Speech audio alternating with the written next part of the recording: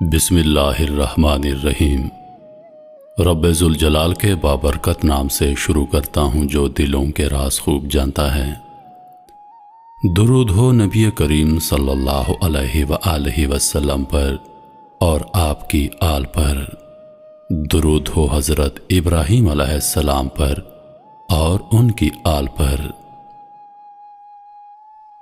ایک قرضدار کی کہانی۔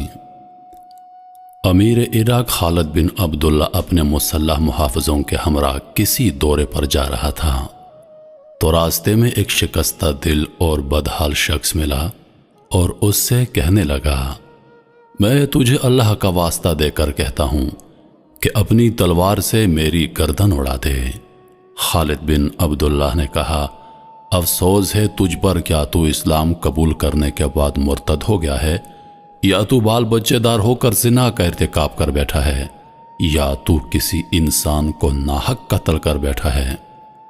اس شخص نے کہا، نہیں، بلکہ میں اسلام پر قائم ہوں اور اللہ اور اس کے رسول اور یوم آخرت پر ایمان رکھتا ہوں، اور میں نے کبھی زنا کا ارتکاب نہیں کیا، نہ شادی شدہ ہونے سے پہلے اور نہ شادی شدہ ہونے کے بعد، اور میں نے کبھی کسی انسان کو قتل نہیں کیا، نہ کسی گناہگار کو اور نہ بے گناہ کو۔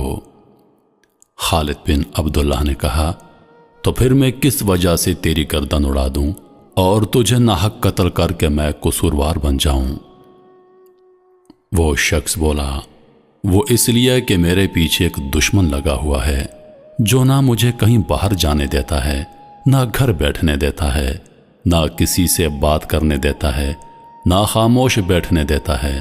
میں جب کبھی باہر نکلتا ہوں تو وہ مجھے گریبان سے پکڑ لیتا ہے، اور جب واپس آ جاتا ہوں تو گدی سے پکڑ لیتا ہے، اور جب چارپائی پر لیٹتا ہوں تو انگوٹھوں سے میرا گلا دبا کر مجھے مار دینا چاہتا ہے، اور میرے عزیز میری حالت پر ترس کھانے کے بجائے خوش ہوتے ہیں، اور میرے دشمن کو مجھے مزید ذلیل کرنے اور اس سے بھی زیادہ تنگ کرنے کا مشورہ دیتے ہیں۔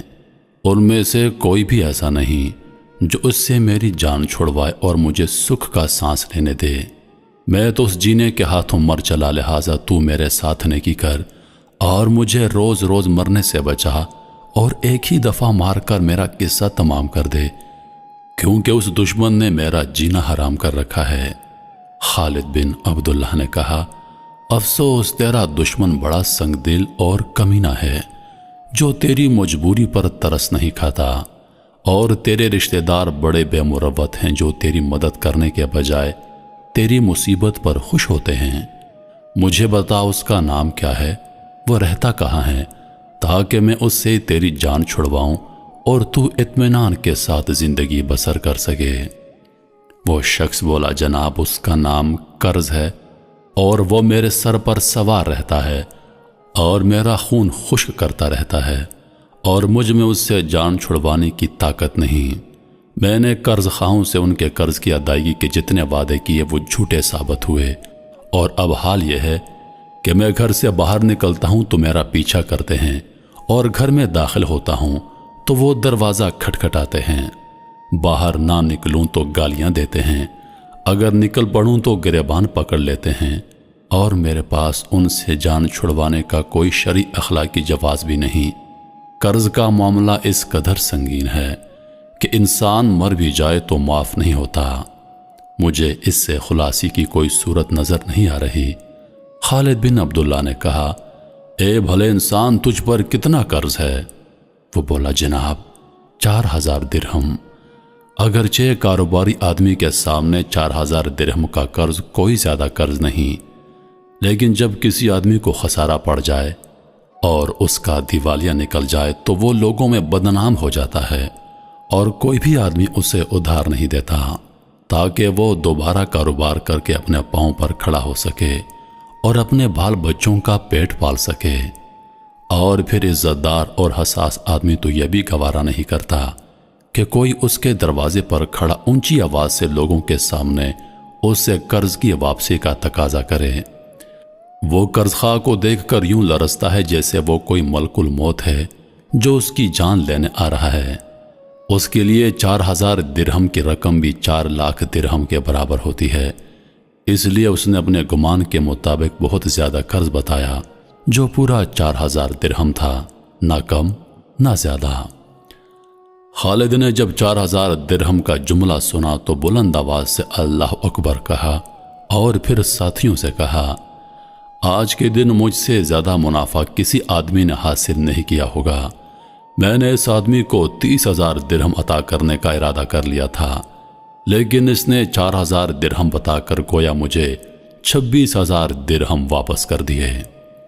جب اس آدمی نے یہ سنا تو اس کی باچھیں کھلی رہ گئیں اور اس نے فوراً یہ بات کہی، اللہ ہمارے امیر کو اپنے ارادے پر قائم رکھے۔ میں نے تو اپنا ظرف آپ کے سامنے کیا تھا، مجھے کیا پتا تھا کہ آپ کا ہاتھ اس قدر کشادہ اور ظرف اس قدر فراخ ہے، ورنہ میں اس سے زیادہ کا سوال کر دیتا۔ آپ اپنے ارادے پر قائم رہیے، اپنے متعلق میرے موجودہ گمان کو کم نہ کریں۔ خالد بن عبداللہ نے کہا، آپ بے فکر ہو جائیں، ہم ابھی اس دشمن سے تیری جان چھڑواتے ہیں، اور اگر تیرا یہ دشمن پھر کبھی تیرا پیچھا کرے تو ایک مرتبہ ہمیں پھر یاد کرنا، ہم پھر بھی تمہیں اس کی قید سے آزاد کریں گے۔ یہ کہہ کر اس نے 30,000 درہم ادا کرنے کا حکم دیا اور آگے بڑھ گیا، اور مقروض آدمی ان کے خزانچی کے پاس گیا اور 30,000 درہم وصول کر کے شکریہ ادا کرتا ہوا باہر نکل گیا۔ میرے محترم عزیز دوستو، حضور نبی کریم صلی اللہ علیہ وآلہ وسلم کا ارشاد پاک ہے کہ قرضدار کو مہلت دے دیا کرو۔ یقیناً قرض ایک ایسی چیز ہے جو عزت دار سے عزت دار آدمی کو بہت زیادہ ذلیل کر دیتی ہے۔ قرض لینا انسان کے لیے مجبوری بن جاتا ہے، لیکن جب اسی قرض کو لوٹانے کا کوئی ذریعہ نہ ہو تو لوگ اس انسان کو ذلیل کرتے ہیں، انسان اپنی نظروں میں خود ہی گر جاتا ہے۔ عزیز دوستو، اگر آپ کا کوئی قرضدار ہے، اگر کسی شخص نے آپ کے پیسے دینے ہیں تو پہلے کوشش کیجئے کہ معاف کر دیجئے۔ اگر معاف نہیں کر سکتے تو برائے مہربانی اس انسان کو تنگ نہ کریں، اس سے مہلت دیں، کیونکہ یہ حضور پاک صلی اللہ علیہ وآلہ وسلم کا ارشاد پاک ہے کہ قرضدار کو مہلت دے دیا کرو، اس پر اللہ خوش ہوتا ہے، اللہ اس انسان پر رحمت نازل کرتا ہے۔ اور اللہ پاک ہم سب کو قرض سے بچائے، اور جو لوگ قرضدار ہیں اللہ پاک ان کو قرض ادا کرنے کی توفیق دے۔ اللہ پاک اپنے غیبی خزانوں سے ان کی مدد فرمائے، محتاجوں کی مدد فرمائے، مسکینوں کی مدد فرمائے۔ اللہ پاک غریبوں پر اپنا رحم کرے۔ جو لوگ بیمار ہیں اللہ پاک ان کو صحت عطا کرے۔ انہی لفظوں کے ساتھ میں اجازت چاہوں گا، اس امید کے ساتھ کہ سانسوں نے وفا کی تو اگلی بار ایک اور ویڈیو لے کر آپ کی خدمت میں حاضر ہوں گا۔ تب تک کے لیے خدا حافظ۔ اللہ پاک کا آپ سب کا حافظ و نگہبان۔ ہنستے رہیے اور ہمیشہ مسکراتے رہیے۔